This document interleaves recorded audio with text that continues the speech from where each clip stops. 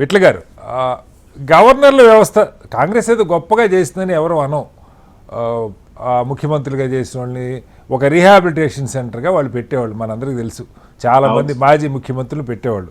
ఒకళ్ళిద్దరు గవర్నర్లు ఎన్డీ తివారీ గారు లాంటి వాళ్ళ మీద తీవ్రమైన ఆరోపణలు వచ్చినప్పుడు ఆ పదవి కొన్న గౌరవం దృష్ట్యా ఆయన మీద భయంకరమైన సాక్ష్యాలతో సహా ఆధారాలు దొరికినా ఆ పదవికి రాజీనామా చేశాక ఆయన మీద విచారణ జరిగింది, మనందరికీ తెలుసు. వాళ్ళని అప్పుడే దానికే విమర్శించేవాళ్ళం. ఇప్పుడు మీరు చేస్తున్నది, ఉదాహరణకి తమిళిసై గారు ఇక్కడ గవర్నర్గా చేశారు, ఇప్పుడు అక్కడ ఎమ్మెల్యేగా పోటీ చేసి కూడా ఓడిపోయారు. అంటే ఎంత దాని స్థాయిని తగ్గించడం అన్నది మరి మీ పార్టీ ఆలోచనగా వదిలేస్తాను. ఇది ఒక అంశం అయితే, రెండవది స్మూత్గా జరిగిపోవాల్సినది. ఇప్పుడు ఇందాక లక్ష్మణ్ గారు చెప్పారు, ఒక రూల్ బుక్ ఉంటుంది, సర్కారీ కమిషన్ నివేదికలు ఉన్నాయి, ఏం చేయాలని. సింగిల్ లార్జెస్ట్ పార్టీగా మిగతా రెండు ప్రధాన పార్టీలు కలిపినా ఈయనన్ని సీట్లు లేని పరిస్థితుల్లో గవర్నర్ గారు ఎందుకు ఈ డ్రామాలు ఆడుతున్నారు? ఎందుకు పచ్చిగా చెప్పాలంటే రాజకీయం ఇంత వికృత రాజకీయం చేయడం అవసరమా? సింపుల్గా సభలో నిరూపించుకోమని చెప్పాలి. సభలో ఆయన నిరూపించుకోలేకపోతే ప్రభుత్వం పడిపోతే అప్పుడు రెండో పార్టీని ఒకవేళ పిలిస్తే పిలుస్తారు, లేదా ఇంకో పద్ధతి ఏదో ఉంటుంది. అది చేయకుండా కాలయాపన చేస్తూ దేశమంతా అవమానంగా చూడండి సార్. ప్రపంచం మనం ఏదో గొప్పదే, ప్రపంచంలో తీసిమార్కాలని చెప్పుకుంటున్నాం. ఈ వింతను చూసి నవ్వుకోరా విట్ల గారు.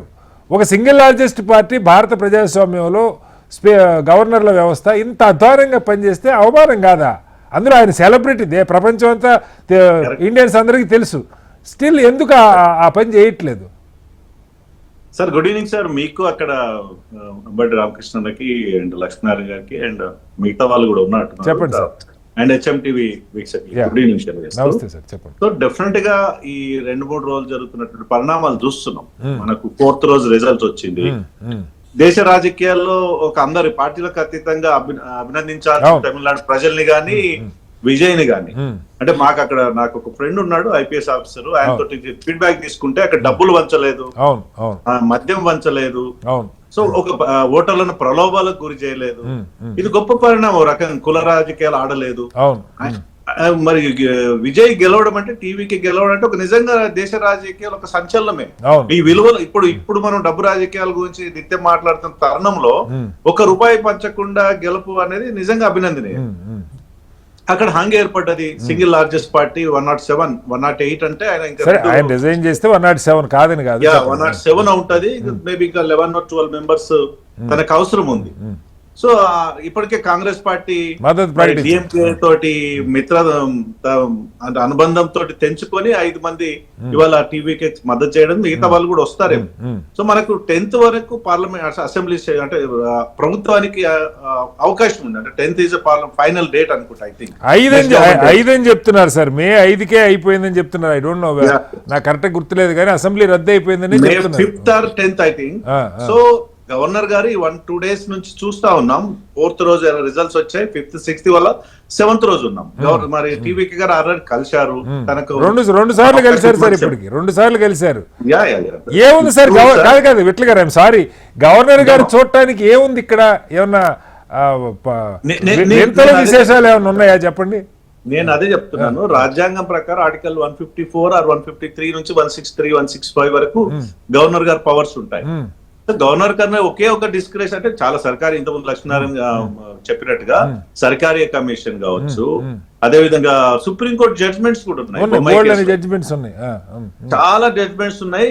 గవర్నర్ గారు సింగిల్ లార్జెస్ట్ పార్టీ పిలవాలా, వారికి అవకాశం ఇవ్వాలి, ఫ్లోర్ టెస్ట్ చేసుకోవాలి, ఆయన మెజారిటీ ఉందా లేదు. This is a principle. 2018లో కాదు సార్, మీరు 2018లో కర్ణాటకలో మీకు బలం లేదు, లేటెస్ట్ మాట్లాడుతున్నా నేను. దాని తర్వాత కూడా ఇందాక రామకృష్ణ గారి మహారాష్ట్ర కానీ గోవా అసలు సింగిల్ లార్జెస్ట్ పార్టీ కూడా కాదు. మీరు 17 వచ్చిన కాంగ్రెస్ వదిలేసి 13 వచ్చిన మిమ్మల్ని మీరు అప్రోచ్ అయ్యారు. ఆయన ప్రొసీడ్ అవ్వండి అన్నాడు. కాంగ్రెస్ అడగని కూడా అడగల. ఎంత అరాచకం విట్ల గారు.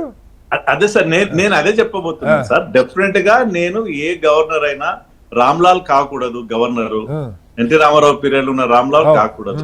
డెఫినెట్ గా గవర్నర్ అనే వాళ్ళు రాజ్యాంగబద్ధంగా నడుచుకోవాల్సిన బాధ్యత వారిపైన ఉంటుంది. సమాజం గమనిస్తుంటది, ప్రపంచం గమనిస్తుంటది.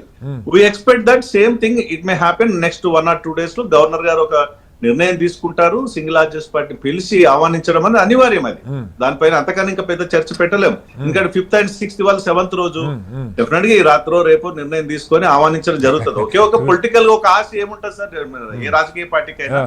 ఇప్పుడు మేమేమనుకుంటున్నాం అంటే మాకు అక్కడ అలా ఎన్డీఏలో భాగస్వామైనటువంటి ఏఐడిఎం కి ఉంది, బీజేపీ 2, 3 ఉన్నది మాకు. ఒకటే తమిళనాడు ఒకటే. Okay sir.